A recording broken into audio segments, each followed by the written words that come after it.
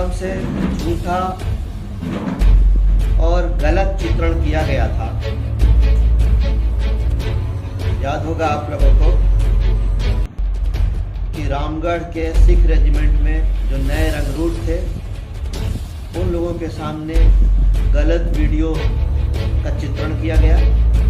इसमें यह दिखाया गया कि उनकी माएँ, उनकी बहनें, उनकी बहू, बेटियों को किस तरह से उनके साथ गलत व्यवहार हुआ।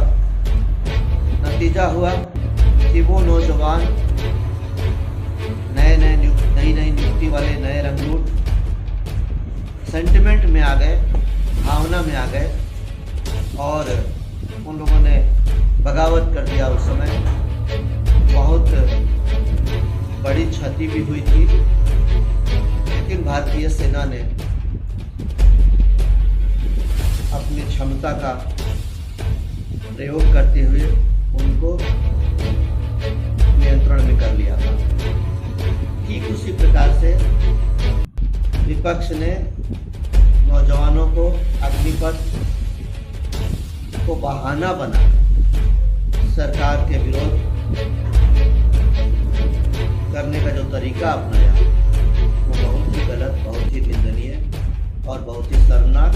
क्योंकि देश सबका है, देश पक्ष का भी है, देश विपक्ष का भी है, देश किसी एक का नहीं है, देश किसी एक पार्टी का नहीं है, देश किसी एक धर्म का, संप्रदाय का, जाति का, समुदाय का नहीं है।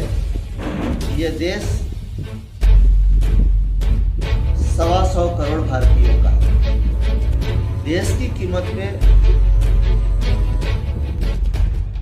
सरकार की किसी नीति का विरोध नहीं होना चाहिए, सरकार की नीतियों का विरोध होना चाहिए, लेकिन इस प्रकार से सरकारी और निजी संपत्तियों का नुकसान करके नहीं। अब मैं आता हूं कि कैसे ये योजना नौजवानों के लिए लाभकारी है।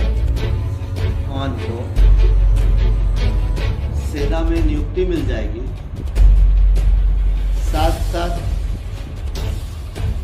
उसे डिग्री भी मिलेगी, उसे और भी तरह का ज्ञान मिलेगा, तकनीकी ज्ञान होगा उसमें। और 4 साल के बाद जब वो रिटायर होगा तो उसके हाथ में 11,71,000 रुपया होगा। मैं विपक्ष के लोगों से पूछना चाहता हूँ कि यदि किसी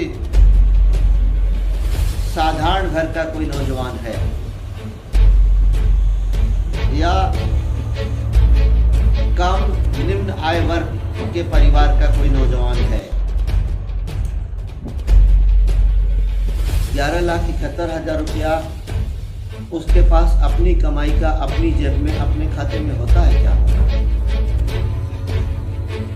आगे की पढ़ाई यदि वो नौजवान करना चाहता है, चाहे वो यूपीएससी की तैयारी करना चाहे, बीपीएससी की तैयारी करना चाहे, रेलवे की परीक्षा देना चाहे, बैंकिंग की परीक्षा देना चाहे, कोचिंग के लिए या पढ़ाई में खर्चे के लिए उसके पास 11,71,000 रुपया होगा अपना, गार्जियन के द्वारा लिया गया नहीं। दूसरी बात, 48 लाख रुपए का इंश्योरेंस कवर होगा उसके पास अगर कोई घटना घट जाती है तो 48 लाख रुपए का।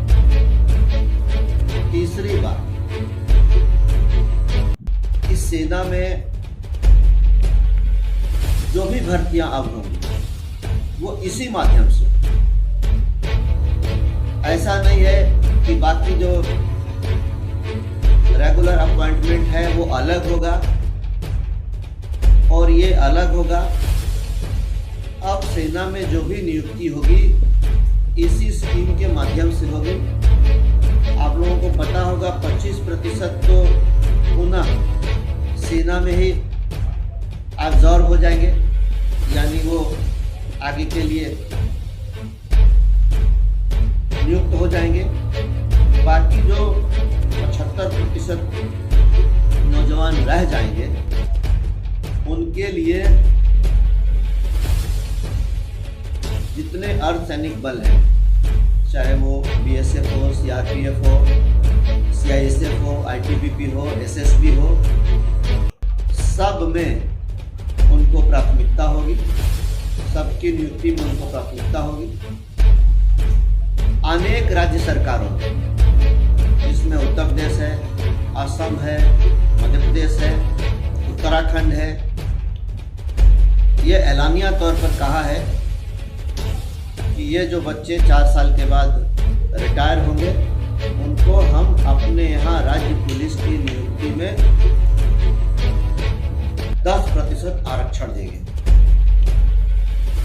देश के बड़े बड़े कॉरपोरेट घरानों ने भी इस बात का ऐलान किया है कि ये जो अग्निवीर होंगे अपने यहाँ की सेवा में हम उनको प्राथमिकता के आधार पर रखेंगे। जो अपना रोजगार या अपना व्यापार करना चाहेंगे उनके लिए सेवानिवृत्ति के बाद बैंकों के माध्यम से ऋण की व्यवस्था होगी, वो अपना रोजगार कर सकते हैं। जिनको कहीं कोई नियुक्ति नहीं मिल पाएगी या स्वरोजगार नहीं कर पाएंगे, देश की जो नामचीन सुरक्षा एजेंसियां हैं निजी तौर पे, वो पहले भूतपूर्व सैनिक को ही प्राथमिकता देती है। एक सुरक्षा कर्मी के रूप में भूतपूर्व सैनिक को ही रखना चाहती है। स्थिति यहाँ ये है कि जितना उनको चाहिए होता है उतना तो सेना से रिटायर्ड जवान मिलते नहीं। उनको सैलरी भी अच्छी होती है। जो निजी सुरक्षा एजेंसियां होती है उनको अच्छी सैलरी में भूतपूर्व सैनिक को लेते हैं, इसलिए कि भारतीय सेना में प्रशिक्षित कोई जवान होगा तो वो एक अनुशासित, प्रशिक्षित और सुरक्षा के मानकों पर खरा उतरने वाला एक तैयार जवान, नौजवान उनको मिले, इसलिए उनकी प्राथमिकता होती है।